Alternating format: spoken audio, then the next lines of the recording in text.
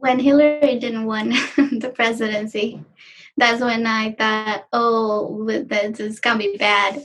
So that's when I started looking into possibilities of moving outside of the U.S. At first, my idea was applying for a student visa because in my mind, every country would have the same strict immigration laws as the U.S. Very strict, and no chance for anything else. So that was my plan. So when they announced that DACA was possibly gonna end, I started contacting some lawyers. Both lawyers told me, well, your best chance is to apply for Canadian residency instead of a student visa because you have a better chance that way. When the first one told me that, I thought, well, he must be kidding. Like, this has to be fake because there's no way someone from outside Canada can just straight apply to Canadian residency from there without ever being in that country before.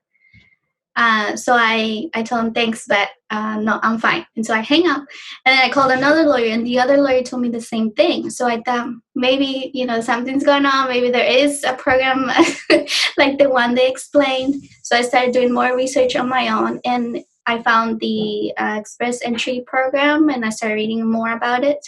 And yeah, it was true. You could apply to permanent residency even if you've never been in Canada, as long as you fulfill certain requirements. So this is what I thought when I was doing all this. I thought, oh, this is going to take a long time, and it's probably not going to work.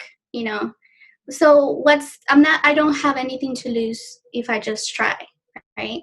Except a few $100 because you had to pay for the application and, the lawyer. But I figured, okay, so I'll just go through the process, and I'll eventually, when it comes for me to make the decision to finally move, we'll cross the bridge when we get there.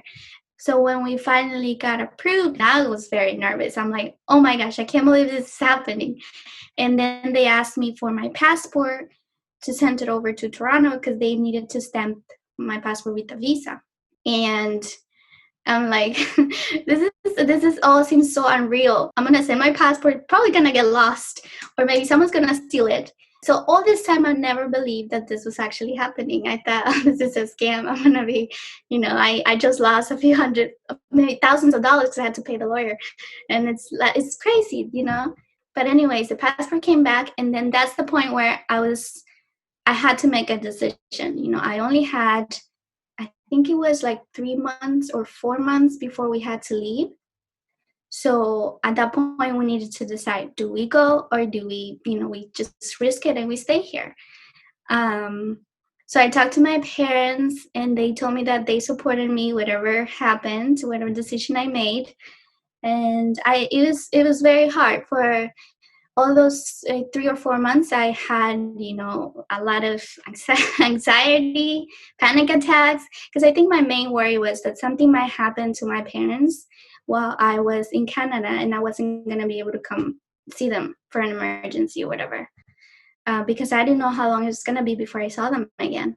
And I saw how they lost their parents when they were in the States, and they never got to say goodbye. And so for me, that was the main worry that I had.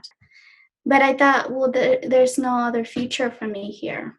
If I stay, I probably will have to go back to the way things were before DACA, because I thought, for sure the Supreme Court was going to rule against it and it was going to end the program. Things like that. So we decided to move. And it was the scariest decision I've ever done in my life.